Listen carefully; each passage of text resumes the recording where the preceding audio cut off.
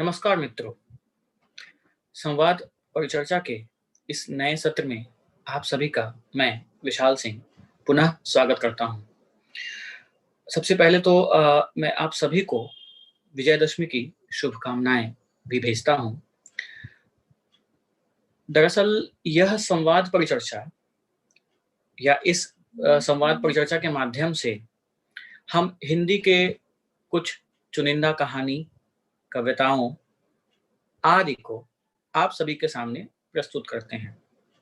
यह चर्चा शिक्षकों तथा विद्यार्थियों के लिए उपयोगी है।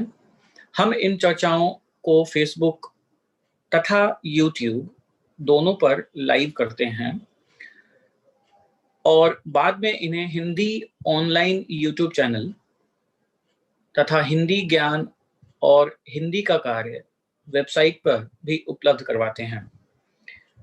आज हमारे बीच या मैं कहूँ आज हमारे चर्चा का विषय थोड़ा अद्भुत और अलग है। अद्भुत इसलिए भी कि अभी तक हमने जहाँ कहानी, कविताओं पर बातचीत की है, आज हम कहानी, कविताओं से इतर, उससे अलग नहीं, मैं कहूँगा इतर, कहानी, कविताओं से इतर आज हम एक नया विषय आपके सामने लेकर आए हैं।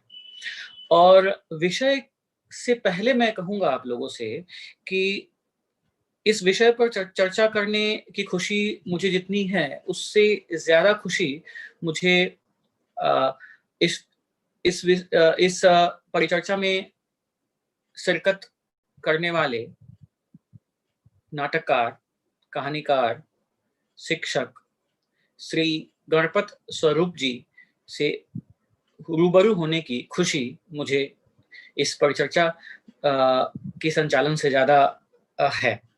और मैं यह भी कहूँगा कि गणपत जी हमारे पुराने मित्र हैं। हमारे शब्द में कह रहा हूँ मैं, सौमित्र जी और अपनी बात कह रहा हूँ, पुराने मित्र भी रहे हैं और इनसे बहुत पुराना संबंध रहा है। गणपत जी अभी सिंधिया विद्यालय दुर्ग ग्वालियर के वरिष्ठ शिक्षक हैं।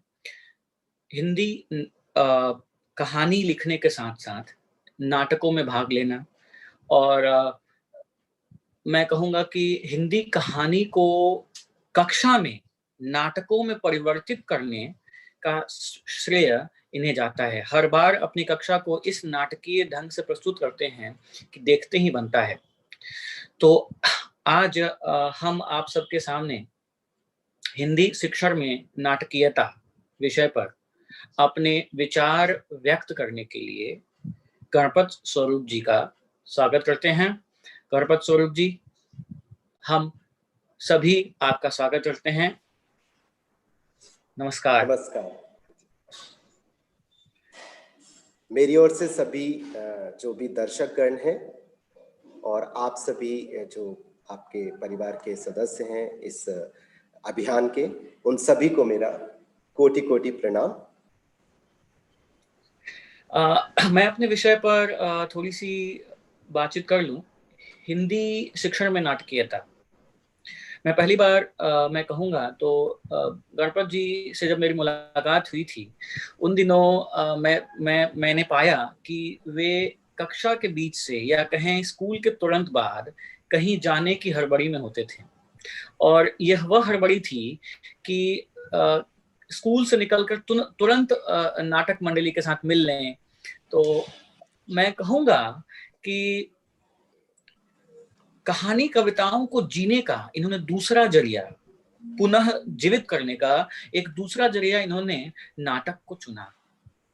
और यहीं से मुझे हमेशा लगता रहा कि कहानी और कविताओं में वैसे नाटकीयता की जरूरत पर हम बातचीत करते हैं और ये एक विवाद भी कह सकते हैं या जरूरत का भी प्रश्न कह सकते हैं, लेकिन मैंने इस नाटकीयता को उनकी कक्षा में अलग तरीके से देखा है, जीते हुए देखा है। और और इसीलिए शायद आज हम इस विषय के साथ प्रस्तुत हैं। तो सबसे पहली चीज ही एकदम सीधा सा प्रश्न जिसको मैं कहूँगा कि हिंदी शिक्षण को रोचक, नाटकीयता के संदर्भ में मैं कहूँगा कि हिंदी शिक्षण को रोचक कैसे बनाया जाए। देखिए, मुझे सबसे पहली बात मुझे ये लगती है कि जो शिक्षण है, मतलब जो साहित्य है, मुझे लगता है साहित्य के बिना बहुत सारी विधाएं अधूरी हैं। और जब हम भरत मुनि का नाट्य शास्त्र पढ़ते हैं तो शुरू में ही जो उसकी परिभाषा संस्कृत में एक पंक्ति में जो दी गई है, उसमें सीधा कह दिया गया है कि जितनी भी विधाएं हैं इस लोक में, रंगमंच की विधाएं हैं, मतलब आप कहना चाहिए कि कलाएं हैं, वो सब नाटक में समाहित हैं। तो इसलिए मुझे लगता है कि अपने आप में नाटक की बात करना, नाटक के बारे में सोचना या तो अपने आप में रोचक है। तो क्योंकि आपने जैसे बता भी दिया है दर्शकों को कि मैं नाटक से जुड़ा रहा हूं, ये मेरा सौभाग्य है। लेकिन मैं ये स्पष्ट कर देना चाहता हूं आप सबसे कि आप सब जो आप कक्षा में अध्यापन कर रहे हैं, हम सब, तो मैं और आप एक ही हैं, मुझे लगता है।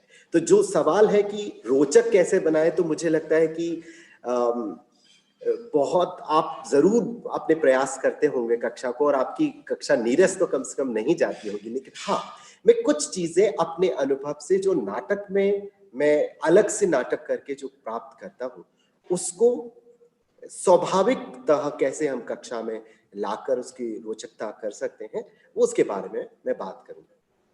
और जैसे कि पहले कथन आपने देखा था, ये बहुत पहले मैंने सोचा था इस बारे में कि इस संसार में ईश्वर ने आपको जैसा बनाकर भेजा है, आप वैसे ही कदकाठी, रंग रूप और समाज से मिले हालातों के बंधन में जकड़े जीवन जीते हैं। और पर नाटक में ये बंधन नहीं होते।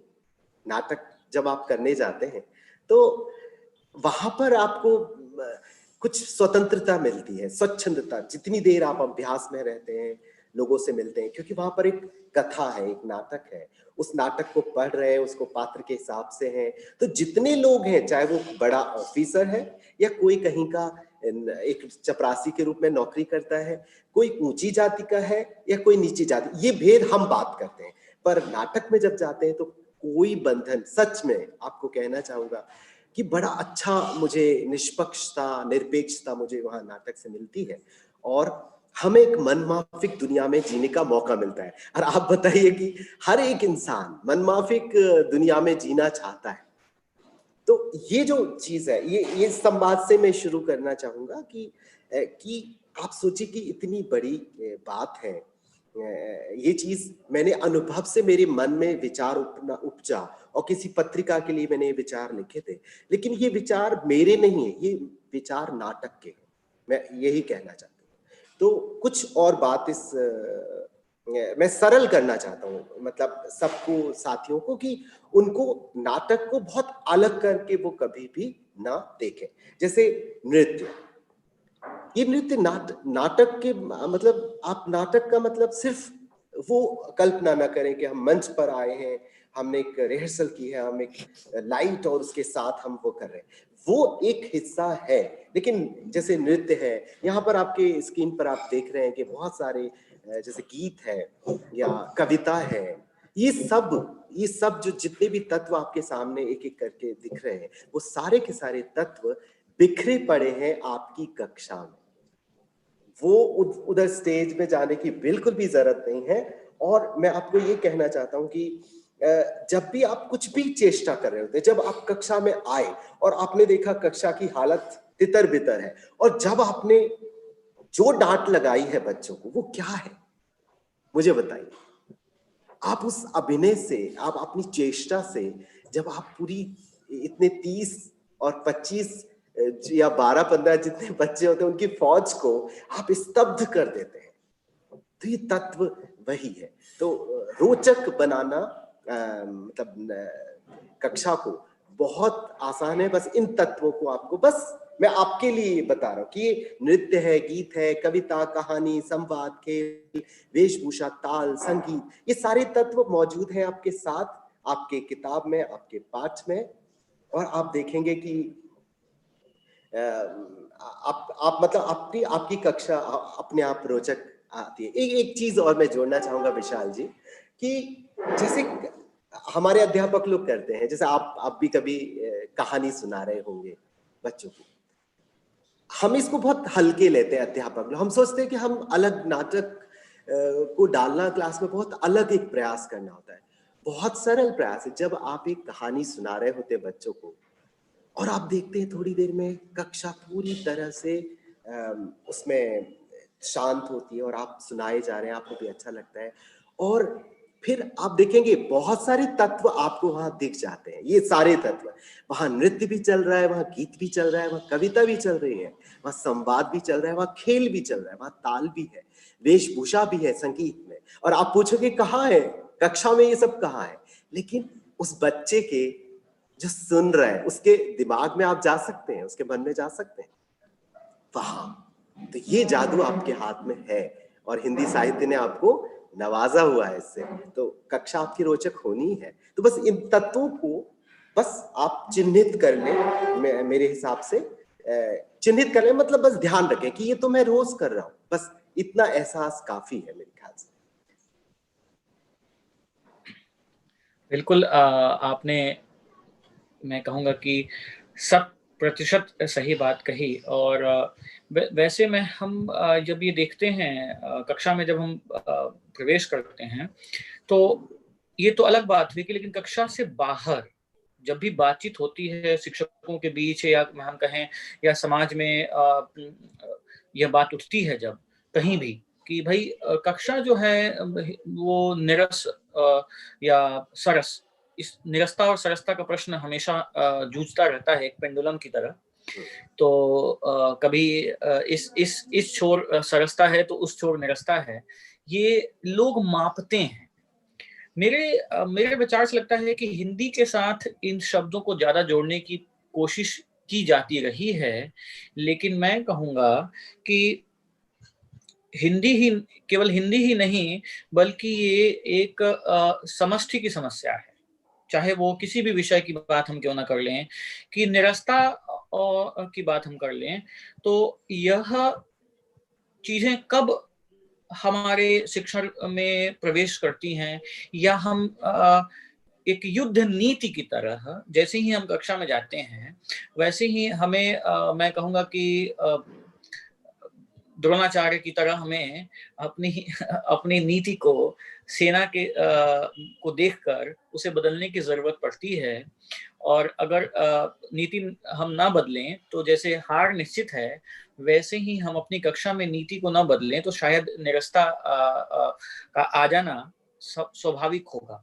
लेकिन इसके बावजूद भी हमने ये पाया है, या मैंने खुद देखा है कि कक्षा की निरस्ता को दूर करने में करने के लिए शिक्षण में, ठीक है, नाटकीयता का समावेश यदि किया जाए तो ये सहायक होगी। ये 100% मुझे लगता है कि ये सहायक ही होगी। तो मुझे बताइए कि कक्षा की निरस्ता को हम नाटकीयता के समावेश से किस प्रकार दूर कर सकते हैं, या ये कैसे सहायक है? जी बिल्कुल। ये देखिए विशाल जी, मुझे लगता है कि मैंने इस विषय पर काफी खोजबीन की, क्योंकि ऐसे बहुत सारे प्रेरक अध्यापक रहे हैं दूसरे विद्यालयों में कि मैं जिनके बारे में सुनता था कि उन्होंने, जैसे एक टर्म है थिएटर इन एजुकेशन, एक टर्म को विकसित हुई है पिछले 25-30 सालों में। और मैं आपको जानकारी के लिए बता दूं कि जो हमारा राष्ट्रीय नाट्य विद्यालय है, तो राष्ट्रीय नाट्य विद्यालय की एक जो शाखा है पूर्णतः इसी विषय पर काम करती है। तो मैं आप सभी से कहना चाहूंगा कि इस विषय में आपकी बहुत दिलचस्पी हो तो जरूर राष्ट्रीय नाट्य विद्यालय की वेबसाइट पर जाएं, और उसका एक नाम है, मैं इसको बताता हूं कि वो उसके तहत बच्चों को जो शिक्षा प्राप्त कर रहे हैं, जो खास तौर से स्कूली शिक्षा के बच्चों को जोड़ने के लिए उस विंग की स्थापना की गई है। और उसका खास मकसद यही है कि पढ़ाई जो हमारी कक्षा में हो रही है उसको नाटक के माध्यम से कैसे रोचक बनाया जाए और कैसे कक्षा की नीरसता को दूर किया जा सकता है। तो जैसे शब्द है नीरसता, तो रस का अभाव, और देखिए आज का जब हम देखते हैं दौर आधुनिकतम समय है और तकनीकी या बहुत सारे संसाधनों के आगमन से कक्षा में मतलब स्कूल में जुड़ने से हमारी हमारी जो काम करने के विभाग है वो बहुत सारे बट गए हैं और हम बहुत सारे एक साथ बहुत सारी चीजें हम कर रहे हैं। हम देखा जाए तो हम जैसे एक देवता की मूर्ति देखते हैं, 4 हाथ और या 6 हाथ या 8 हाथ हैं, मुंह किसी के 5 हैं, 4 हैं और ऐसे ही सच में और हर हाथ में अलग अलग चीजें लेकर। तो आज का शिक्षक ऐसा है, वो इतने सारे काम कर रहे हैं तो स्वाभाविक है, ये स्वाभाविक है कि कक्षा में कभी कभी नीरसता हो जाना, क्योंकि आपके ऊपर दबाव है कि आपको समय से ये काम पूरा करना है और समय से काम पूरा करना है और परीक्षा आगे है और आपको परीक्षा संबंधी कुछ काम भी करने हैं। और तो आपको सिर्फ वक्त कितना मिला, पिछले 4 दिन से लगातार आप दूसरे कामों में लगे रहे और आपको कक्षा रोज सोचते हैं कि मैं आज बच्चों के लिए ये करना है, ये करना है, लेकिन उसके लिए 5 मिनट का वक्त चैन से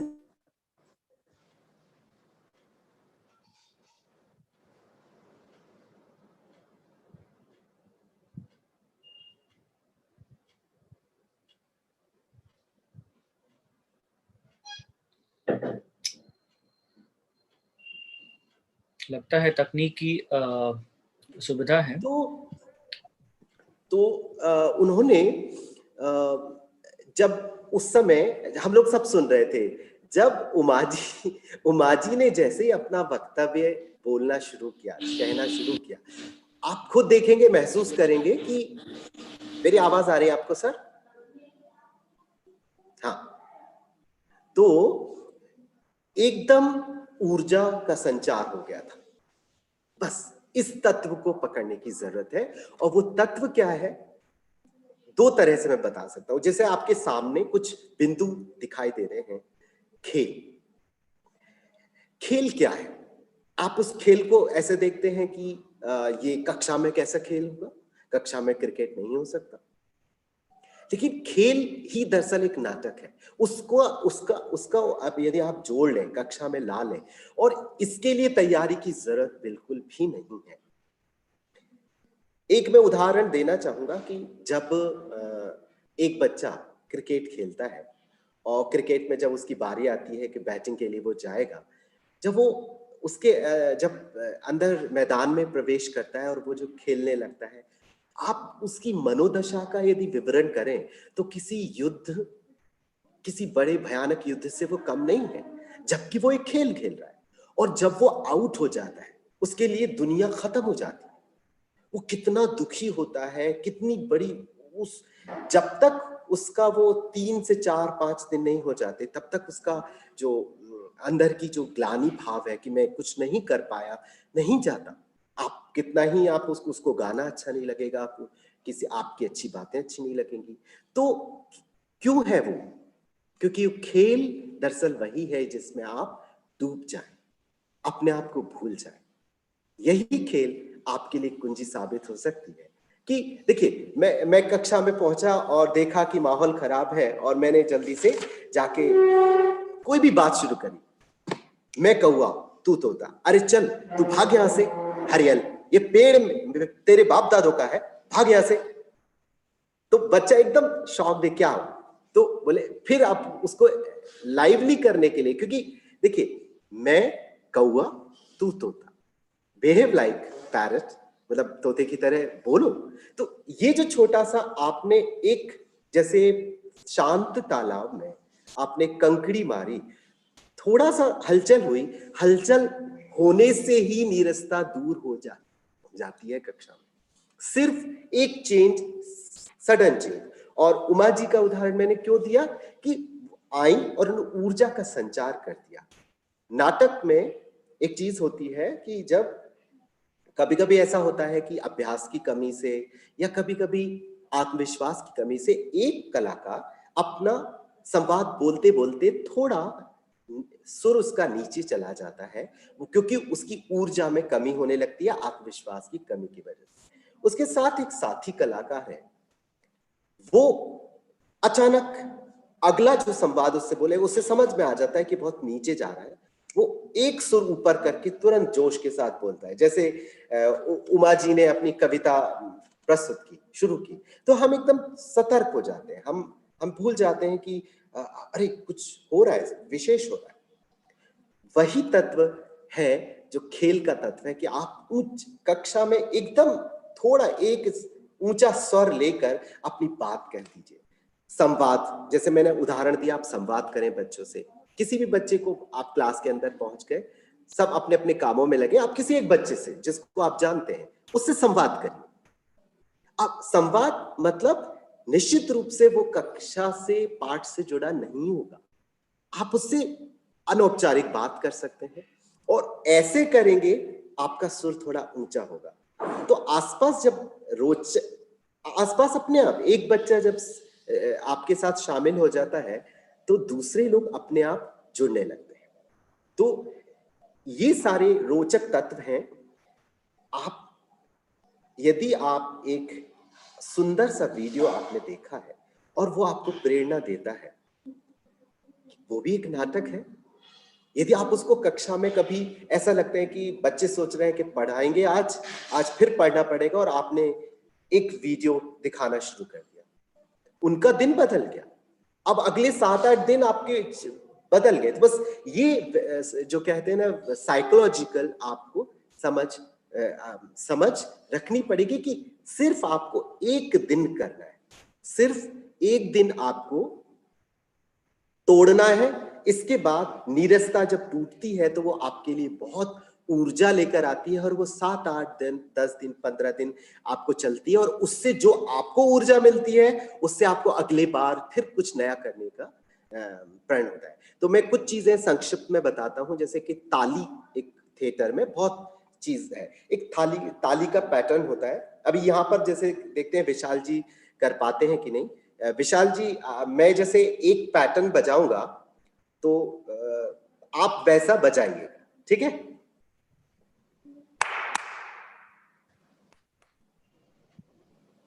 मुझे लगता है आप म्यूट हैं। हाँ,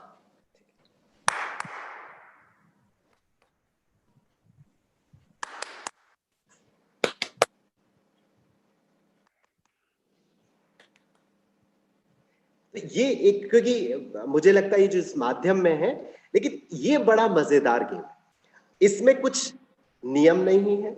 आपको ताली का एक पैटर्न वही सोच लीजिए। 5 गिनती करनी है पहली बार, दूसरी बार 4 करनी है, फिर 3 करनी है, फिर 1 करनी है, फिर अचानक 3 करनी है। थोड़ी देर में आप देखते हैं कि कक्षा को पता भी नहीं होता, कुछ लोग आपके साथ जुड़ते हैं, कुछ लोग अब भाई सब जो कर रहे हैं हम भी करते हैं, और धीरे धीरे वो एक उसका हिस्सा बन जाते हैं। अरे कुछ नया हो रहा है। ताली का पैटर्न कम से कम 10 तरह के गेम हैं ताली के, वो आप उसको हमेशा, वो आपके साथ है, इसके लिए तैयारी नहीं करनी, आप वहीं पर करें।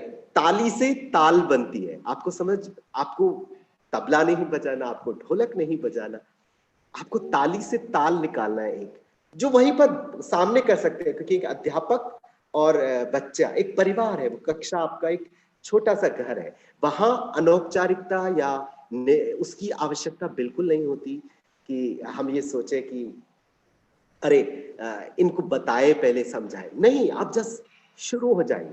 कभी गीत गाइए, कभी मिलकर गाइए, स्कूल सॉन्ग होता है, कभी मिलकर स्कूल सॉन्ग गाइए। किसी बच्चे से भूमिका दे दीजिए कि अच्छा तुम ये बताओ कि तुम यदि आज तुम हमारे स्कूल के प्रिंसिपल सर ने इतने अच्छे से असेंबली में बहुत अच्छे से बात की, समझाया, तुम चलो वो चीज हमें करके बताओ, एक्ट करके बताओ। ऐसी चीज करना हर कोई पसंद करे। तो इसी से आपकी वाणी आपकी सुधरती है, आप जितना अच्छा बोलते हैं, और जितना अध्यापक उनको प्रेरित करता है बोलने में, उनकी वाणी में निरंतर सुधार होता जाता है। और ये कुछ बातें हैं, मुझे लगता है कि ये बहुत कुछ इसमें 4-5 तत्व ऐसे हैं जो आराम से आप उनको अपने गांठ में ले सकते हैं, और हमेशा वो आपके कक्षा में उस समय हमेशा है आपके। आपके पर्स में आप एक काल्पनिक पर्स बना लीजिए, उसमें खेल रख लीजिए, एक संवाद रख लीजिए, दर्शन रख लीजिए। दर्शन से मेरा अभिप्राय है जैसे वीडियो दिखाना या कोई नाटक का अंश दिखाना, ऐसा है, या खुद कविता पर कविता करके सुनाना, ताल ताली, गीत, ताल। और एक विशाल जी, एक बहुत रोचक बात मैं कहना चाहूंगा कि नाटक और वेशभूषा का संबंध बड़ा आप भी महसूस करेंगे, नाटक और वेशभूषा का संबंध बहुत गहरा है। आप एक अध्यापक अलग अलग तरह के रंगों का के कपड़ों में मतलब थोड़ा परिवर्तन करके कभी पहुंचे कक्षा में, आप देखेंगे बच्चे आकर बोलते हैं ये रोचकता बढ़ाने वाली चीज है कि एक बच्चा यदि पूछता कहता है आके कि सर आपने शर्ट बहुत अच्छी पहनी, ये नाटक है, यही नाटक है, अलग नहीं है। जी हाँ, मैं कहूँगा कि आप कक्षा में जिस जादू की डिबिया खोलते हैं उसका कुछ हिस्सा यहाँ आपने हमें हमसे साझा किया। और बिल्कुल एक चीज मुझे लगी आप यहाँ पर जो बहुत ही मैं कहूँगा कि मेरे अपने करीब लगी कि काल्पनिक बटुआ जो अभी आपने कहा, जी तो जी हाँ, हमारे पास वो काल्पनिक बटुआ होना चाहिए मुझे लगता है, और हर हर शिक्षक के पास। याद है, मतलब मैं देखता हूँ कभी कि हम लोग जब भी कहानियां सुना करते थे अपनी दादी से या नानी से, तो उनकी झोली होती थी एक, वो कहीं दिखती नहीं थी लेकिन वो झोली होती थी, और उस झोली से रोज एक कहानी निकल आती थी। ठीक है, और वो कहानी जो आज तक भुलाए नहीं, वो भूलती। और कहानी ही नहीं बल्कि वो गोद जहाँ बैठकर हम सुन रहे होते हैं, वो वातावरण, वो सब कुछ हमारे अंदर कैद होता है। तो कहीं ना कहीं हम कहेंगे कि उस काल्पनिक बटुए की बहुत जरूरत है आज के इस समय में। और मैं कहूँगा कि अगर हम शिक्षकों के पास वो काल्पनिक बटुआ अगर रहे, कक्षा में रहे, और वहाँ उस झोली से हम कुछ निकालते रहें, उस बटुआ से हम कुछ निकालते रहें, तो शायद कक्षा कभी निरस्त नहीं होगी। वैसे पता नहीं सर, मैं निरस्ता की जब बात आती है तो मुझे नहीं लगता कि अगर हम अपने बच्चों को थोड़ा बहुत भी समझें या उनसे थोड़ी सी भी प्यार से या कहें अनौपचारिक तरीके से बातचीत भी करें, उनका हालचाल भी पूछ लें, कहीं कोई परिवर्तन उनके अंदर है दिख रहा है, कहीं कोई थोड़ा सा उदास है, तो यह भी उनसे पूछ लें, तो शायद बस 2 से 4 मिनट भी अगर हम देते हैं, ठीक है, तो उस कक्षा में, तो कहीं ना कहीं हम देखते हैं कि बच्चों का ध्यान हमारी ओर खींचा चला आता है। किसी से पूछ ही लिया कि क्या बात है, क्यों उदास हो, ठीक है, छोटी सी चीज, या फिर कहीं बदलाव देखा, या फिर देखा कि एक बच्चे ने नया चश्मा पहन रखा है, या फिर हमने देखा कि किसी ने अपना हेयर स्टाइल जो है वो पूरी तरह से चेंज कर रखा है। तो अगर हम इन छोटी छोटी बातों को भी कभी कभी जब हम रेखांकित करते हैं, तो बच्चे भी आपकी बातों की तरफ एक उनसे संबंध बनता है, और जब संबंध बनता है शायद निरस्ता वहीं खत्म हो जाती है। वो बटुआ मुझे याद रहेगा। अब एक मुझे लगता है कि ये हर शिक्षक की का एक ज्वलंत प्रश्न होता है, और हर शिक्षक कहीं ना कहीं इस प्रश्न से जूझता जरूर है। यहाँ तक कि कोई कम या ज्यादा जो कह लें, जो अहिंदी भाषी राज्य हैं वहाँ शायद यह समस्या और ज्यादा है कि वर्तनी की अशुद्धियां। हम तो कहते हैं कि हिंदी हमारी जो भाषा है उसमें जो बोला जाएगा वही लिखा जाएगा। कहीं ना कहीं शब्दों को बोलना, उन्हें परखना, उन्हें खंगालना, और उन्हें साफ सुथरा करना, ये एक मैं कहूँगा कि बच्चों के संस्कार में होना चाहिए। शिक्षक और इसमें अपनी भूमिका निभाएगा।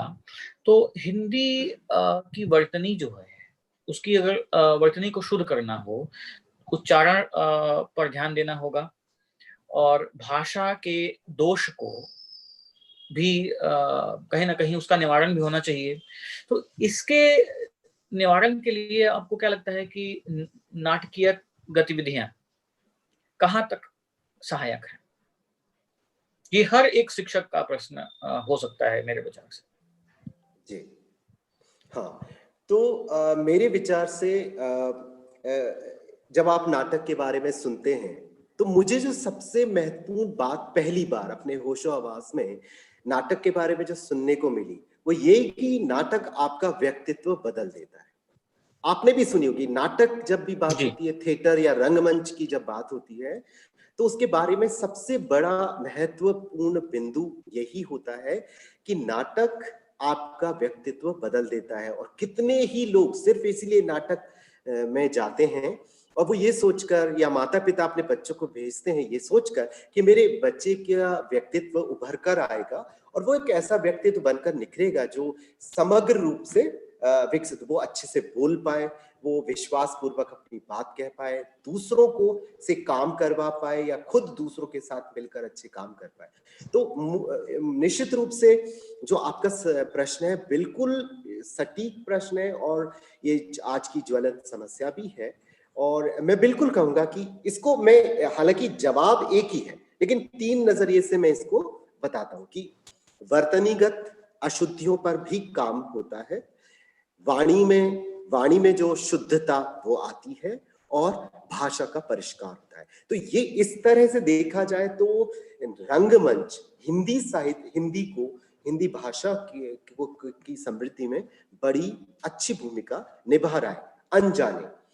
तो मुझे लगता है कि हमारे हिंदी अध्यापकों को, भाषा अध्यापकों को एक कदम आगे बढ़ाना चाहिए इन गतिविधियों से जोड़कर। जैसे कि विशाल जी ने पहले ही कहा था मुझसे कि मेरे परिचय देते हुए कहा था कि जब वो आए थे विद्यालय में, तो हमेशा विद्यालय समय समाप्ति के बाद कहीं ना कहीं मैं जाने को तत्पर होता था। तो वो यही था कि कभी ऐसी योजना होती थी कि जो छात्रावास के बच्चों को, कि कैसा नाटक है भारत भवन में, उसी स्तर के, जैसे 9वीं के बच्चों को मैंने इकट्ठा किया।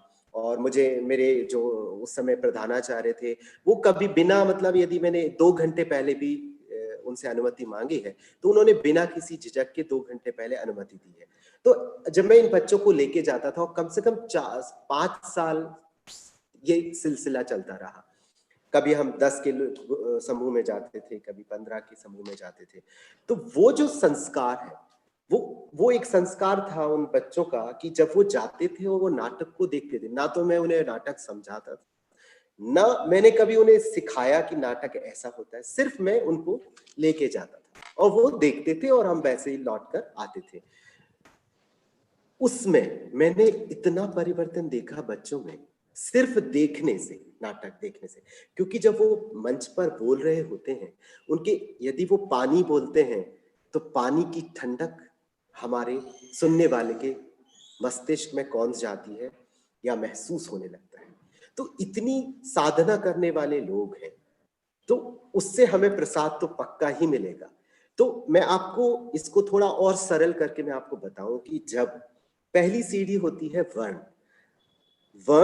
यदि वर्ण को आप शुद्धता से, साफ तरीके से यदि आप नहीं बोल पा रहे हैं, तो नाटक जब करते समय आपको तंग कर देते हैं। नहीं, ये ऐसे नहीं, इसको इस तरह से बोला जाएगा। आप खुद जानते हैं कि आज भी जब हम प्रतियोगिता हो रही होती, कई बार विद्यालय नहीं बोलकर बच्चे विद्यालय बोल देते हैं। सरल सी बात है, एक छोटी सी बात है, लेकिन क्योंकि क्योंकि ये तो हमारा काम है, हम उसे बताना कि द और या होता है ये, लेकिन वही चीज हम बार बार सिखाते हैं, बच्चा नहीं समझ पाता। लेकिन वही चीज जब नाटक करते हैं, क्योंकि वो पूरा व्यवहारिक धरातल पे काम कर रहे होते हैं, उनको द्या चाहिए, ध्यान नहीं चाहिए। तो जब कड़ाई से उस पर काम होता है, उसको समझाया जाता है कि ये उच्चारण ऐसा होगा, तो उनका जो ध्यान है, पूरी समस्त इंद्रियां उस पर केंद्रित होती हैं और वो करवाते हैं। तो इस तरह से जैसा आप बोलते हैं हिंदी, वैसी ही लिखी जाती है। और जब आप अच्छा बोलने पर काम करते हैं, वर्णों के साफ साफ उच्चारण पर, स्पष्ट उच्चारण पे काम करते हैं, तो अपने आप आपका मस्तिष्क उसको ग्रहण करता है। और जब जब उस चीज को आप या तो सुनते हैं या लिखते हैं, तो आपका सारा शरीर का तंत्र उस शुद्धता की तरफ बढ़ता है। तो कुछ चीजें ऐसी होती हैं विशाल जी की आप उनको पढ़ा नहीं सकते। कुछ चीजें ग्रहण होती हैं बेतार के यंत्र से, मतलब बेतार से, मतलब जैसे आप वहां पर हैं और हम ये सब आयोजन कर रहे हैं, ठीक वैसे ही कि कभी कभी ये नहीं बताया जाता है कि इसका अर्थ ये होता है, लेकिन उनको पता होता है अर्थ। क्यों? यही चीज नाटक में महत्वपूर्ण है। तो मैं ये कहता हूं कि आपने कोई किसी भी पाठ को साल भर में, मैं कहता हूं एक पाठ को आप ले लीजिए, सिर्फ एक पाठ को। गर्मियों में आपने योजना कर ली पहले एक पेज पर कि ऐसा ऐसा हम करेंगे, और बस उस पर कभी कभी हफ्ते में एक बार एक पेज पढ़वा दिया, पढ़िए। और कम से कम 10 से 15 मिनट यदि आप सिर्फ एक बच्चे को खड़े कीजिए, आप उसको भूल जाइए कि सब लोग हिस्सेदारी कर रहे हैं, नहीं कर रहे। आप विश्वास रखिए कि एक बच्चे के साथ काम हो रहा है, लेकिन उसका बेतार से जुड़कर उन सब पर काम हो रहा है। आप सिर्फ उस बच्चे के साथ काम करें। हाँ, इसको ऐसे बोलो, नहीं नहीं नहीं आपने ये ठीक नहीं, इसको और अच्छे से बोलो, लाइक। तो वर्तनी से मतलब जब जो अक्षर वर्ण है, वर्ण से शब्द बनता है, फिर शब्द पर काम। जैसे कि मैंने उदाहरण दिया है कि जब अग्नि किसी ने बोला है, तो अग्नि का तेज महसूस होना चाहिए, ये नाटक की मांग है।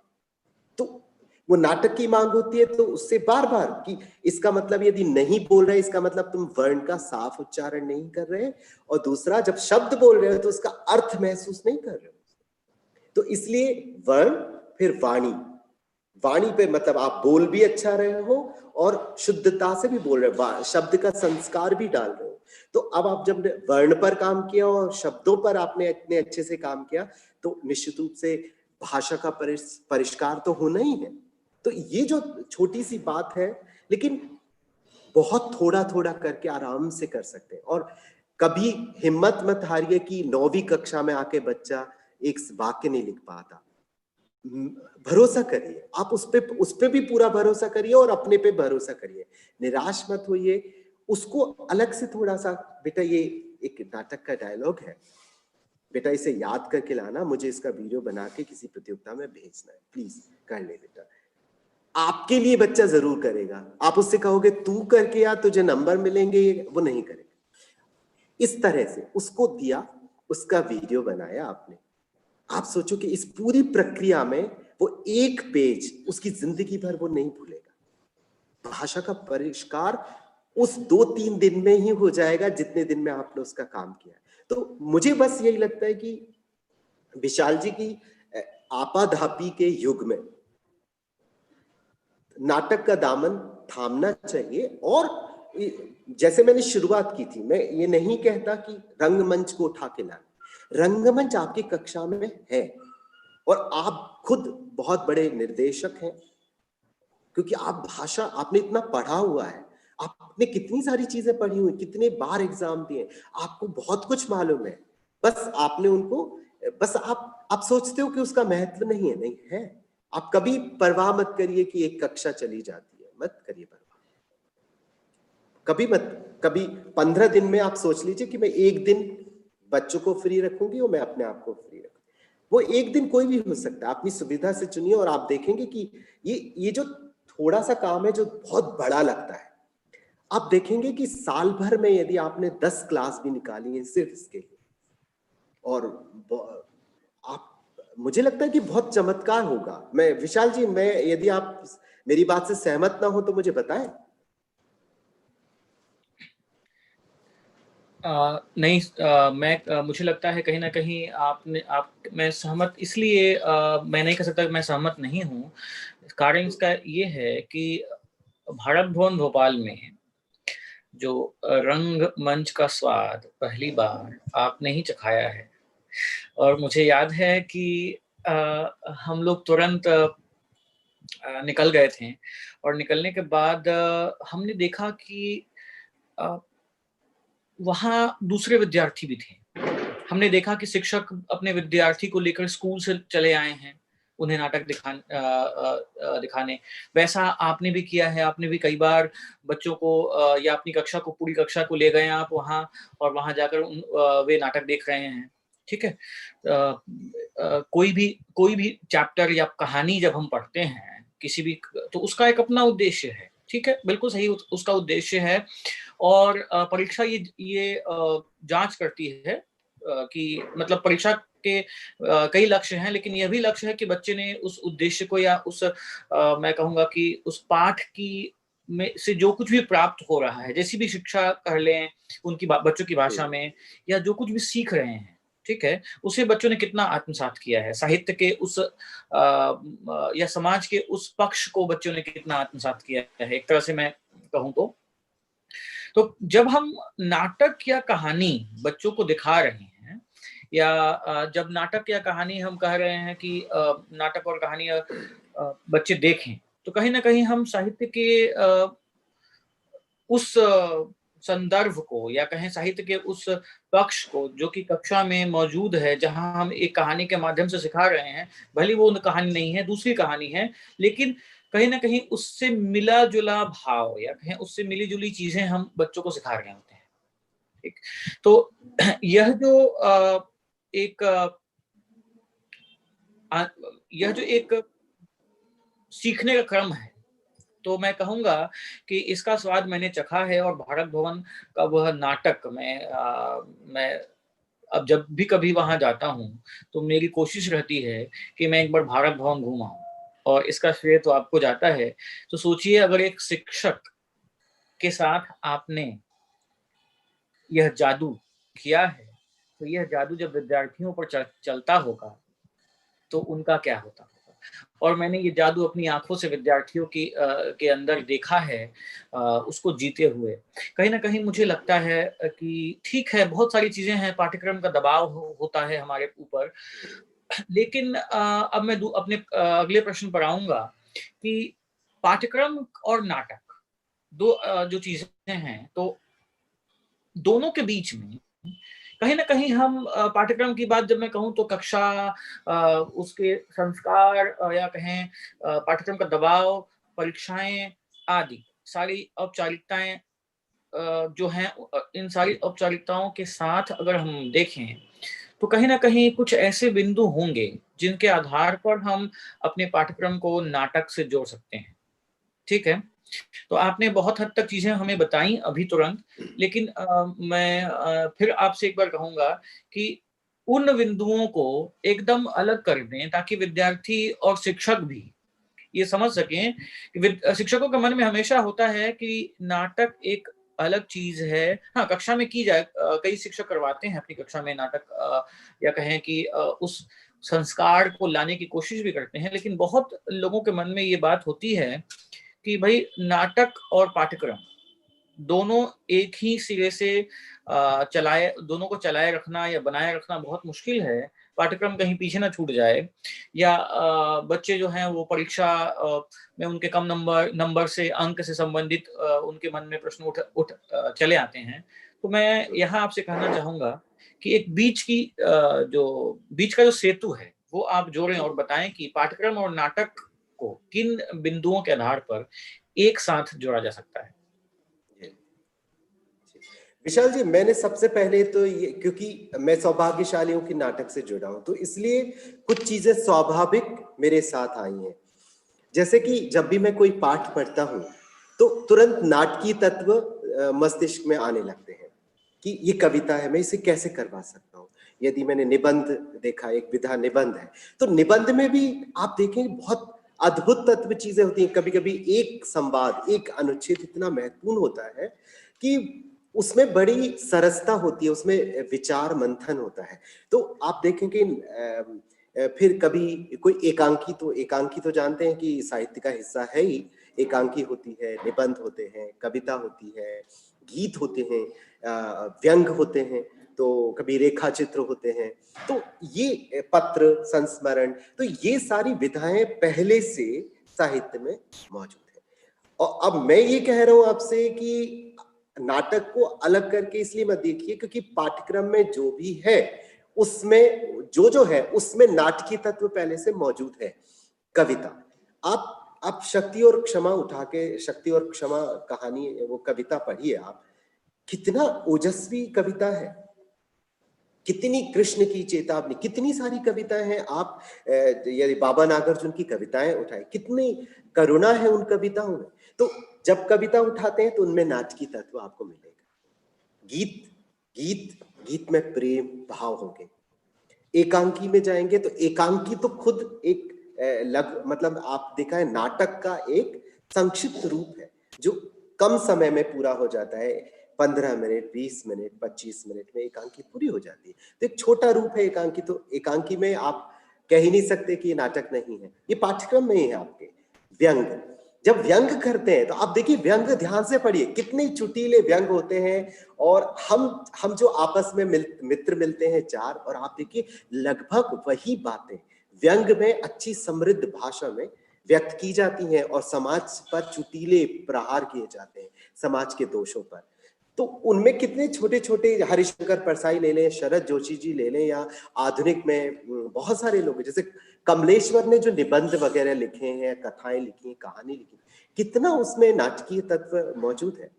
इसी तरह कोई संस्मरण, अब संस्मरण आप खुद जानते हैं, संस्मरण भी आपको अपने जीवन की बहुत सारे पहलू याद आते ही, ऐसे ही लेखक ने लिखा है अपने जीवन का। तो जहां भी देखें एक नाटकीय तत्व आपको उसमें मिल जाएगा। तो पहली बात मैं ये कहना चाहूंगा कि आप ये मत सोचिए कि दोनों चीजें अलग अलग है, बस पाठ्यक्रम में ही नाटक को खोजना है, ये पहली बात। उन तत्वों को लेना है, और जरूरी नहीं है कि पूरी कविता नाटक में करानी है, लेकिन उनके पहलू को ढूंढकर, बस 5 पद की कविता में एक पद यदि आपको बहुत सुंदर लगता है, उसको किसी बच्चे से कह दीजिए, और आपको यदि अच्छा लगता है, एक दिन सज धज कर आइए और बस आते से ही बिना बोले खड़े हो जाइए, और ये हो क्या रहा है भाई, और या तो महादेवी बनकर आ जाइए, कभी सूरदास बनकर आ जाइए, कुछ करिए, और आकर आप इतनी संजीदगी से सुनाएंगे। क्या आपको नहीं लगता कि उनके जीवन भर में, एक जीवन भर की तपस्या में से उनकी स्मृति में वो चित्र नहीं जमा होगा? वो नाटक ही है। और इन सारी विधाओं में संवाद होता है, कथानक होता है, रस होता है, अलंकार होते हैं, भाव होते हैं। तो इसका मतलब मैं ये मानता हूं कि पाठ्यक्रम में अलग नहीं है। बस एक जो मुझे लगता है, मैं अपने अनुभव से साझा करता हूं, वो आप में से कई लोग करते ही होंगे, कि यदि आप मेरे साथ कई बार हुआ है विशाल जी, जैसे मैं किताब पढ़ाने बैठा हूं, मैं आज मान लो मैं कोई कविता लेके बैठा हूं, तो मुझे पता, या मुझे लगता है कि यार मैंने इस तरह की विषय वस्तु एक निबंध में पढ़ी थी। कभी याद आता है कि वो नाटक और इसकी विषय वस्तु मिलती है। और मैंने कई बार देखा सर, तीन मैंने देखा, 3 चीजें एक ही किताब जो चल रही है, उसी किताब में 3 चीजों की विषय वस्तु बिल्कुल एक साथ एक जैसी थी। उसमें एक संगीत का तत्व था।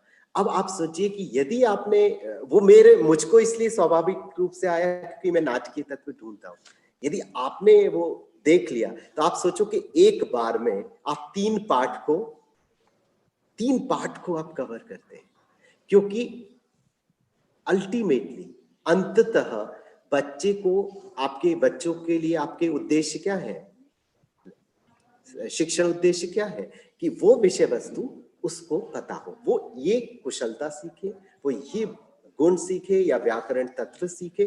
तो 5-6 जो विषय वस्तु होती हैं, यदि आपने वो 3 पाठों को या 2 पाठों को जोड़कर और आपने एक प्रस्तुतिकरण तैयार कर लिया बच्चों के साथ कक्षा में ही, एक साथ 2 पाठ कर लिए, और महंगा सौदा नहीं होगा क्योंकि बहुत सरल है। बस आपको 1 दिन देना पड़ता है, 1 दिन आपको देना। आप बैठेंगे, आप विचार करेंगे कि कौन कौन सी तत्व समान है और उनको किस तरह से प्रस्तुत किया जाए, कौन से बच्चों को रखा जाए इसमें, कौन से बच्चे इसमें प्रस्तुत करें, कौन से वो करें। तो आप देखेंगे कि बहुत आगे मैं और इसके बारे में विस्तृत करूंगा, पर यहाँ पंक्ति ये है, समझने वाली चीज है, मन में बिठा लेने वाली बात है कि पाठ्यक्रम, आप सौभाग्यशाली कि आप हिंदी साहित्य पढ़ाते हैं और हिंदी साहित्य में जितनी विधाएं हैं उनमें नाटकीय तत्व पहले से स्थित है। क्यों नाटकीय तत्व स्थित है? क्योंकि ये जितना भी जीवन का पसारा है वो सारा निबंध, संस्मरण पत्र, व्यंग, गीत, एकांकी सब में है। सारी मानवीय भावना, सारे कथन, सारे रस्में, परंपराएं, सब कुछ उसमें मौजूद है। तो आपको संसार से तो कुछ अलग है नहीं, पढ़ाना नहीं है। एक बात भाषा आती है और व्याकरण तत्व आता है। वो निश्चित रूप से मैं आपको पुनः कहना चाहूंगा कि व्याकरण, भाषा, यदि आपने अच्छे से साहित्य पढ़ाते हैं तो व्याकरण बहुत हद तक समझ विकसित हो जाती है।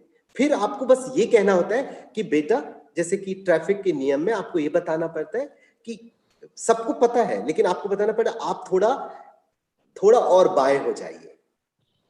सिर्फ व्याकरण में आपको संकेत करना होता है। समझ यदि विकसित हो जाती है बच्चे में तो मेरे ख्याल से मैंने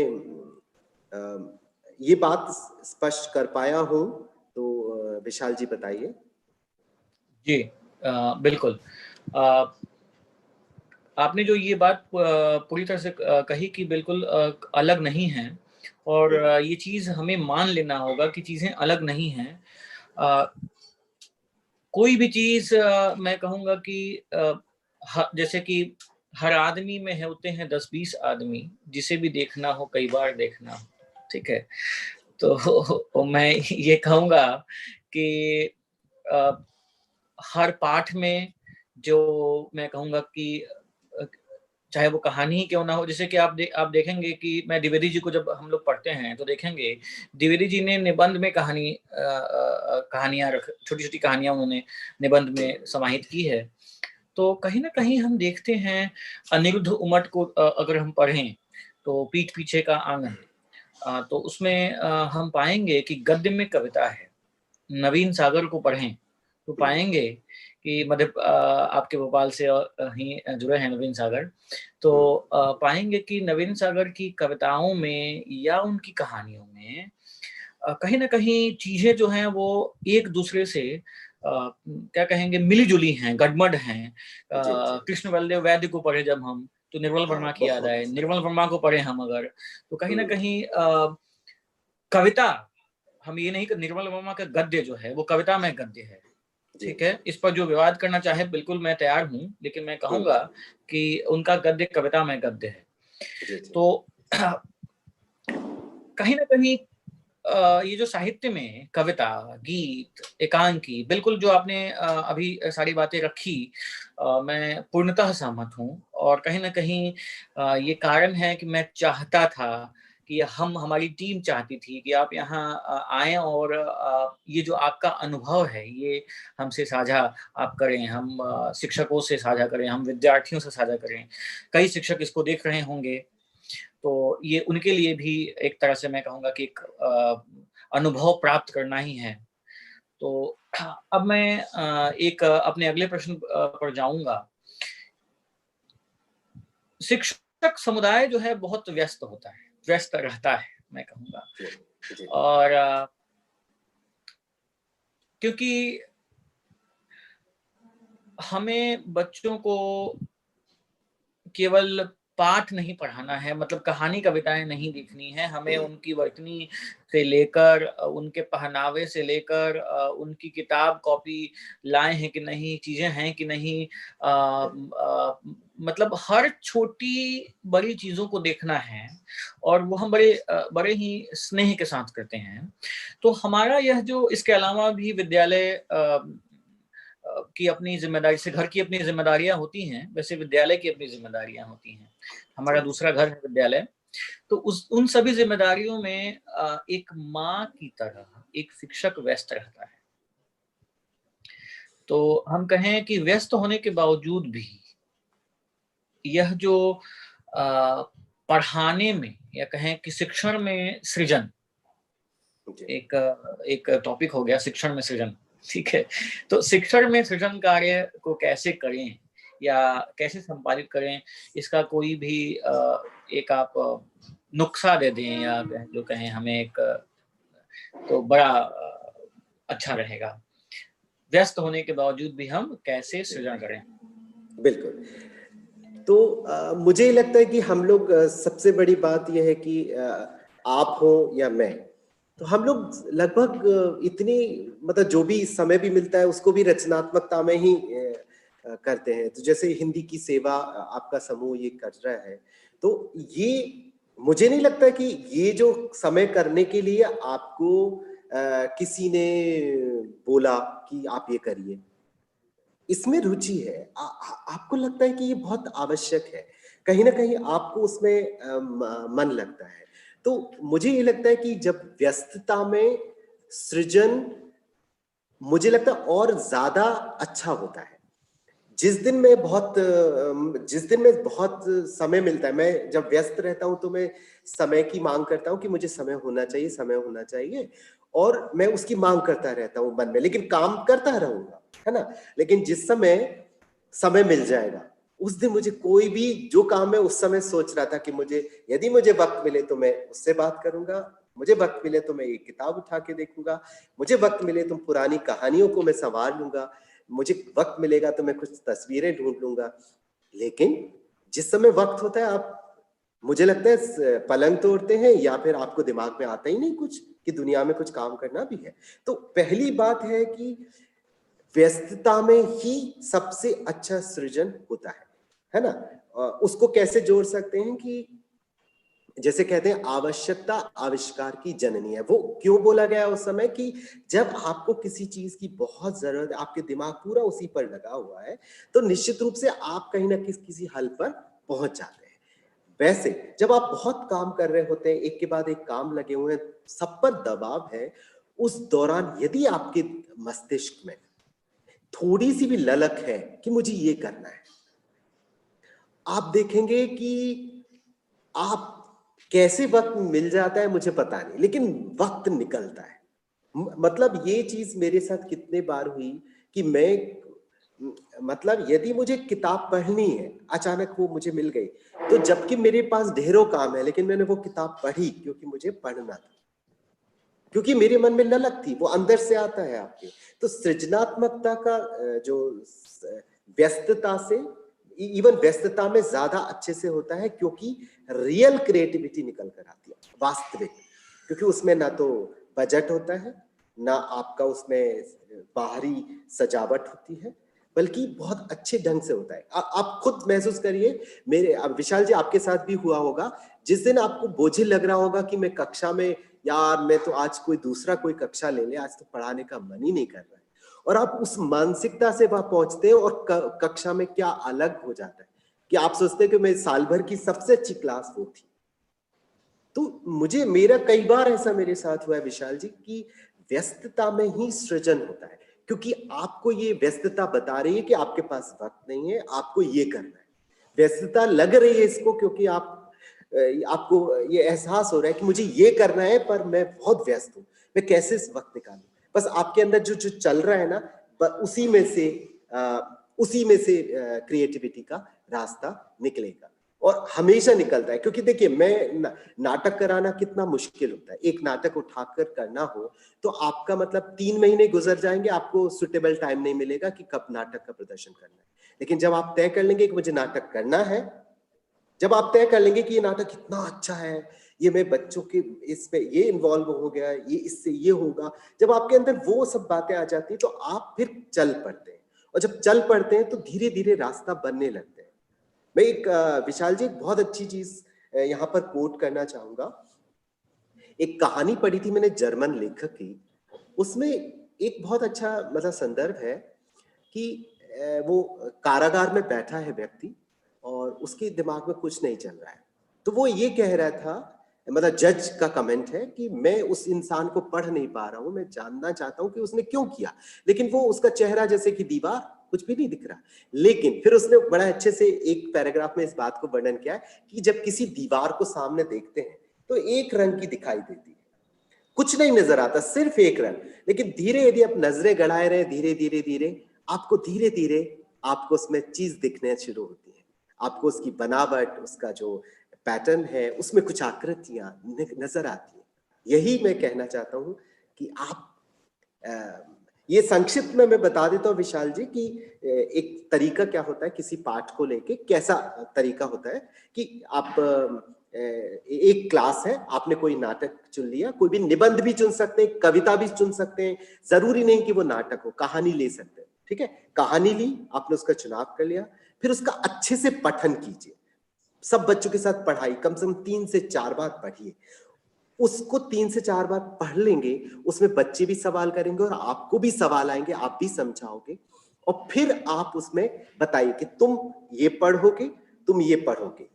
मतलब मैं आपको क्या कहना चाहता हूं कि नाटक जरूरी नहीं कि नाटक ही है, एक निबंध को भी आप प्रस्तुत कर सकते हैं, मैं ये कहना चाहता हूं। तो आपने ये यदि निबंध है, मान लो बाबू गुलाब राय का कोई निबंध है, तो आपने कहा कि ये पहला आप बाबू गुलाब राय के बारे में बताएंगे, आप ये आएंगे और अपने साथ ये लेकर आएंगे क्योंकि उस निबंध में कौन सी बातें की गई हैं, तो ऐसी एक प्रॉप उठा के लाएंगे। यदि एक छड़ी के बारे में बात की गई तो छड़ी लेके आप आएंगे और आप बात करना शुरू करेंगे। इस तरह से बढ़ते बढ़ते फिर आप चरित्र अध्ययन करिए, कौन सा काम किसको करना है, फिर अभ्यास सत्र आयोजित कीजिए, फिर रूप सज्जा होती है जब मंचन से पहले कुछ क्या क्या हमें करना है, व्यवस्थित होना है, जरूरी नहीं कॉस्ट्यूम करें, मेकअप करें, लेकिन आप अब व्यवस्थित होंगे और फिर उसे कक्षा में मंचन करिए। तो ये 7 बिंदु हैं जो किसी को मंच पर लाने के लिए होते हैं। औरों को जोड़ने के लिए जिनका मन नहीं लगता ना अभिनय में, ना किसी में, ना किसी में, उनको दूसरे हिस्से में जोड़िए, उनसे सुझाव मांगिए कि भाई तुम बताओ कैसे कपड़े पहनेंगे लोग, कौन कौन सी चीजें इस्तेमाल कर सकते हैं, आप नाटक के मतलब जो विषय वस्तु के आधार पर बताइए। आप एक जना कम से कम उद्घोषणा करेगा कि मैं शुरुआत कैसे होगी इस कक्षा की, कोई संगीत जैसे टेबल बजाकर या ताली से किसी तरह संगीत का योजना बनाएगा, और फिर एक जना ऐसा इंचार्ज जो प्रभारी जो पूरी चीजों को देख रेख करे। आप देखेंगे कि ये चीज आप ऐसे करते हैं तो बड़ा बहुत मजेदार चीज होती है। और मैं चाहूंगा अगली स्लाइड आप दिखाएं, बस मैं मेरा जवाब ये पूरा हो जाता है कि अभिनय आपको सृजनात्मक शक्ति देता है। मैं आपसे अध्यापकों से निवेदन कर रहा हूं, अनुरोध कर रहा हूं कि जब आप सृजन में जुड़ते हैं तो आप ब्रह्मा जी के मानस पुत्र हो जाते हैं, और जब आपको ये एहसास होगा कि मेरे पिता स्वयं ब्रह्मा हैं, तो आप सोचो कि आपके अंदर कितनी ऊर्जा का संचार होता है। तो ये चीज मैं आपको मेरा मतलब ये भरत वाक्य कह लीजिए आप सबके लिए, ये है भरत वाक्य की सृजनात्मकता से जुड़िए, वो आपको एक शक्ति देता है। तो आप फिर व्यस्तता या कुछ भी जो आपाधापी है समाज की या कार्य की, व्यक्तिगत द्वंद्व है, कुछ भी है, सब निर्मूल हो जाते हैं, स्वाहा हो जाते हैं।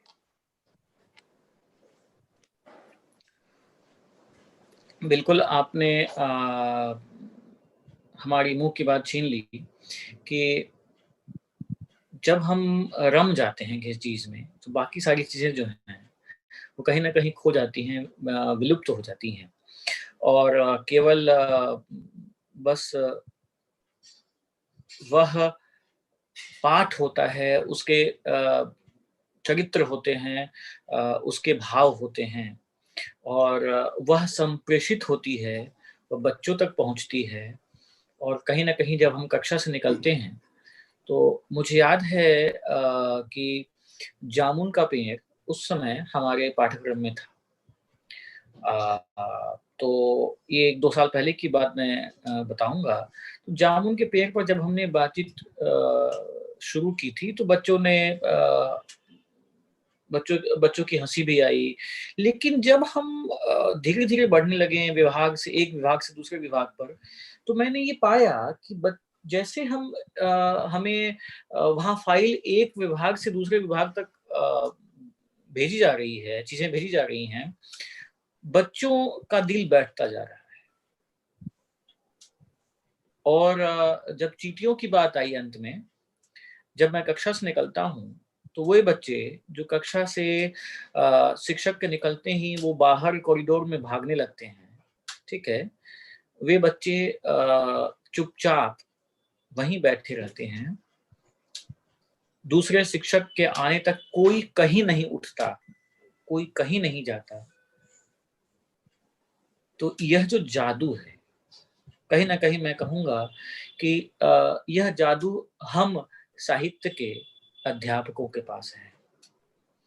और नाटक इसमें एक नया रंग भरता है, और इसी उद्देश्य से कि हम और एक नया रंग अपने विद्यार्थियों के जीवन में, अपनी कक्षा के माध्यम से उनके पठन पाठन में भर दें, यही कामना हमारी रही है। और आज इसी कारण हमने इस संवाद परिचर्चा को रखा है, या इस पर हम बात कर रहे हैं। अब मैं अपने सहयोगी मित्र श्री सौमित्र आनंद जी से आग्रह करूंगा कि वे सामने आए, और यदि हमारे दर्शकों का कोई प्रश्न हो तो उसे रखें। और मुझे लगता है कि दर्शक बेताब हैं, तो मैं अब अधिक समय ना लेते हुए मंच सौमित्र जी को देता हूँ। सौमित्र जी। धन्यवाद विशाल जी, और धन्यवाद गणपत जी। मैं अकेले नहीं आया हूँ, मैं दर्शकों को लेकर आया हूँ। दर्शक इतने बेताब थे कि चंडीगढ़ से एन गांधी जी और हमारी राजधानी जो आजकल ज़्यादा प्रदूषण की मार झेल रही है, ममता रजनीश जी भी हमारे साथ इस मंच पर उपस्थित हैं, पर मैं उन्हें बाद में आवाज़ दूंगा।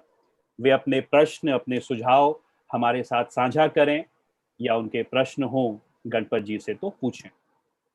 मैं केवल 2 मिनट लूंगा, क्योंकि मुझे कार्यक्रम को अंत में आकर बस उसकी औपचारिकता निभानी होती है और ख़त्म करना होता है।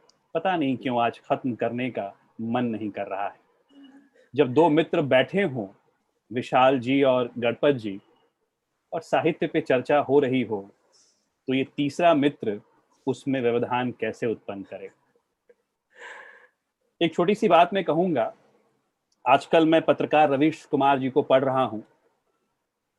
शीर्षक है पुस्तक का इश्क में शहर होना। और कुछ दिनों का मतलब कहूँगा लॉकडाउन से पहले, कोरोना से पहले, मेरे क्लास में 2 बच्चों ने आपस में प्रेम पत्र साझा किया और सूचना मुझ तक आई। उस दिन मैंने उन दोनों बच्चों को बुलाकर थोड़ी डांट लगाई, थोड़ा समझाया, लेकिन अब लग रहा है कि अगर मैंने वहां नाटकीयता का सहारा लिया होता और उस दिन अगर रवीश कुमार की ये किताब मैंने पढ़ ली होती, तो शायद मैं कुछ यूं कहता। 2 प्रेमी प्रेमिकाओं के बीच का संवाद है। प्रेमी पूछता है, प्रेमिका पूछती है, देर रात तक कौन जागता होगा, चांद या परेशान लोग, और सोता कौन होगा? प्रेमी कहता है, आसमान। प्रेमिका कहती है, तुम दार्शनिक कब से हो गई? प्रेमिका कहती है, तभी से, जब से तुम आशिक हो गए हो।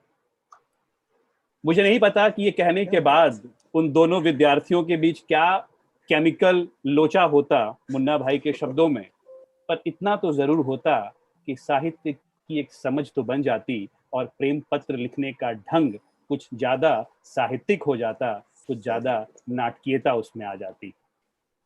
मैं अधिक समय नहीं लूंगा, मैं सीधे सीधे ममता रजनीश जी से कहूंगा कि वो अपना वीडियो जरूर ऑन करें और ऑडियो भी ऑन करें। ममता रजनीश जी दिल्ली से हैं, बहुत अच्छी लेखिका हैं, कविताएं लिखती हैं और बहुत गंभीर शिक्षिका भी हैं। ये गंभीर मैंने विशेषण का प्रयोग किया है। तो ममता जी, आप बताएं कि आपका कोई प्रश्न है या आप कुछ साझा करना चाहती हैं हमसे। धन्यवाद सौमित्र जी। इतना तन्मय होकर के मैं सुन रही थी जो परिचर्चा चल रही थी, और काफी कुछ जोड़ पा रही थी अपनी शिक्षण से। जैसे जब बात की गई ड्रामा इन एजुकेशन की, थिएटर इन एजुकेशन की, जिसको हम टाई या डाई कहते हैं, तो इस क्षेत्र में थोड़ा अनुभव मुझे प्राप्त हुआ है। और मैं आप सबसे ये बताना चाहती हूँ कि कक्षा में जब हम इन ड्रामा कन्वेंशंस को लेकर जाते हैं, तो जो कक्षा का स्तर है वो अपने आप बहुत ऊपर चला जाता है। तो वास्तव में नाटकीयता से हम सिर्फ तथ्यात्मक चीजों की व्याख्या नहीं करते, बल्कि जो गहरे छिपे बोध हैं उनको निकाल पाने में बहुत आसानी होती है। तो जब आज की ये चर्चा चल रही थी, जहां पर कक्षा में नाटक या शिक्षण में नाटकीयता के प्रयोग की बात की जा रही थी सर के द्वारा, तो मैं उससे जोड़ पा रही थी और मुझे ऐसा लगा कि भाषा शिक्षक होने के नाते हम सबको इसका ज्ञान रखना जरूरी है और इसका प्रयोग भी करना जरूरी है। अभी सौमित्र जी ने आपने जो उदाहरण प्रस्तुत किया, निश्चित रूप से भाषा को जब व्यंजना के स्तर पर हम ले जा करके और चर्चा करते हैं, बातचीत करते हैं, तो वो अपना असर छोड़ती है और नाटकीयता के आधार पर इन सब चीज की व्याख्या बहुत अच्छे से की जा सकती है। तो आज की जो परिचर्चा थी वो काफी प्रशंसनीय थी, बहुत ही जोड़ पाए हम सब, उससे जुड़कर अच्छा लगा। और निश्चित रूप से अगर इस संबंध में और बातें की जा सके, हमें हमारे विद्यालय ने 3 वर्ष का ये मास्टर ट्रेनर कोर्स कराया था ड्रामा इन एजुकेशन में, जिसमें बहुत सारे कन्वेंशंस की बात की गई थी और सारे भाषा के जो शिक्षक थे वो इसके हिस्सा थे। तो कभी अगर इस पर विस्तार पूर्वक चर्चा की जाए तो उसमें जरूर शामिल होना चाहूंगी। आप सभी को बहुत बहुत धन्यवाद और शुभकामनाएं। जिस तरह से आप विषय से संबंधित विभिन्न पक्षों को लेकर के और इतनी विस्तृत और गहन चर्चा कर रहे हैं, वो बहुत हितकर है हम सभी के लिए। तो धन्यवाद सौमित्र जी, धन्यवाद। धन्यवाद मैम। अब मैं चंडीगढ़ से हमारे बीच मौजूद हैं गांधी मैम, हमारी वरिष्ठ शिक्षिका हैं। तो गांधी मैम जी, आपके सुझाव या आपके प्रश्न हम लेना चाहेंगे।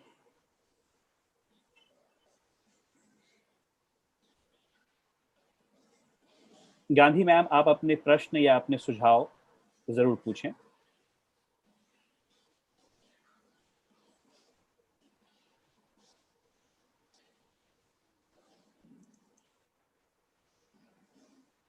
हमें लगता है कि हमारी आवाज मैम तक नहीं पहुंच पा रही हैं। तो अब हम कार्यक्रम के बिल्कुल अंतिम सत्र में हैं। मैं अपने दर्शकों को बहुत बहुत बधाई देना चाहूँगा कि उन्होंने इतने लंबे समय तक इस परिचर्चा को सुना और हमसे जुड़े। और हमने एक ऐसी परंपरा बना दी है कि जब ये लाइव स्ट्रीमिंग हो रही होती है, हमारे दर्शक लाइव प्रश्न उत्तर भी दे रहे होते हैं, आपस में चर्चाएं भी हो रही होती हैं। तो कई प्रश्न आए हैं जो मेरे सामने डेस्कटॉप पे चल रहे हैं और उनके उत्तर भी वो शिक्षक दिए जा रहे हैं। केवल एक प्रश्न है जो भोपाल के संस्कार वैली से अंजना श्रीवास्तव मैम ने पूछा है, जो मैं गणपत जी से लूंगा। उन्होंने पूछा है कि क्या हम मुहावरों का प्रयोग करते हुए कक्षा की जो रोचकता है उसमें कुछ हम जोड़ सकते हैं, या मुहावरों का प्रयोग करके क्या हम कक्षा को रोचक बना सकते हैं? ये उनका प्रश्न है। ये तो मुझे लगता है कि इतनी मेरे मुंह की बात छीनी कि मैंने 2-3 पुस्तकें ली हैं जिसमें जन कहावतें हैं जो कि काफी प्रसिद्ध हैं, जिसमें संसार के समस्त लोक जीवन में जो कहावतें और मुहावरे प्रचलित हैं। तो कई बार आप देखेंगे कि हिंदुस्तान में जो चलते हैं वो जापान में भी हैं, चीन में भी हैं, और या फिर ऐसे जो पुराने देश हैं, कोरिया है, वहां पर भी हैं, इंडोनेशिया। तो ऐसे संग्रहित हैं, और वो सारी लोक जन कहावतें जितनी ये मुहावरे हैं वो कहाँ से उपजे हैं?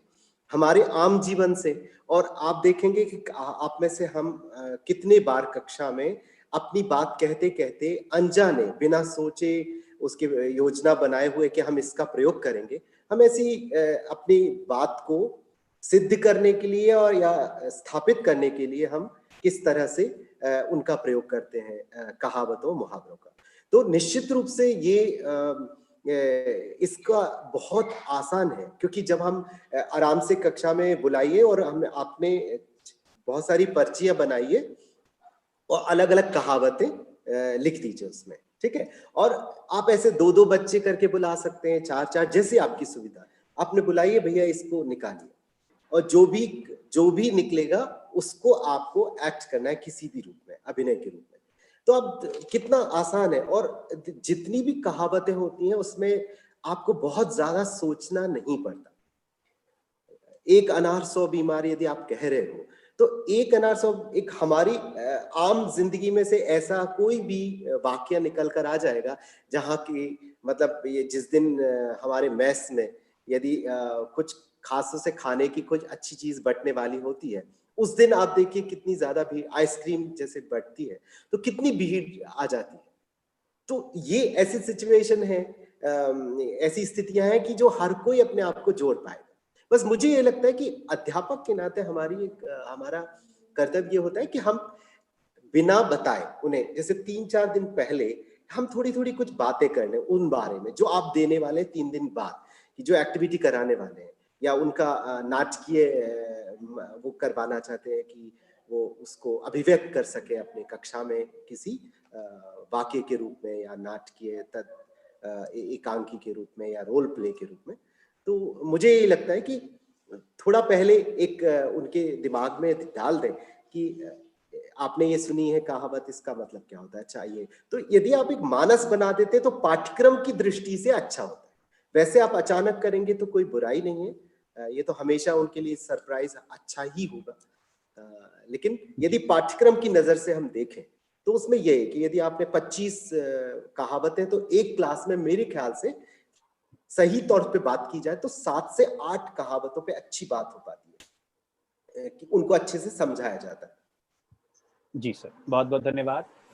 गांधी मैम हमसे जुड़ गई हैं, तो मैं गांधी मैम से कहूंगा कि वो अपने प्रश्न या अपने सुझाव हमारे सामने रखें संक्षेप में।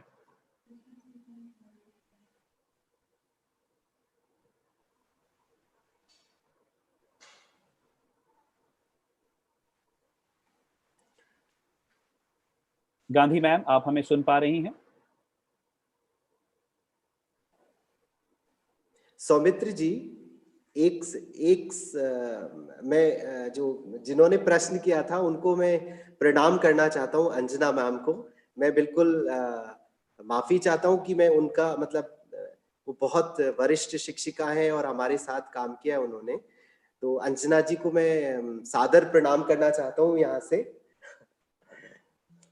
जी बिल्कुल, हमें लगता है कि हम इस आभासीय दुनिया से उनसे जुड़ पाएंगे, उन्होंने आपका प्रणाम स्वीकार किया होगा। तो आइए अब हम अपने इस कार्यक्रम को यहीं समाप्त करते हैं। मैं अपने सभी दर्शकों का आभार व्यक्त करता हूं कि उन्होंने अपना समय दिया। हम बहुत जल्दी एक नए संवाद परिचर्चा के साथ आप सभी के बीच दोबारा उपस्थित होंगे। तब तक के लिए धन्यवाद। शुभ रात्रि।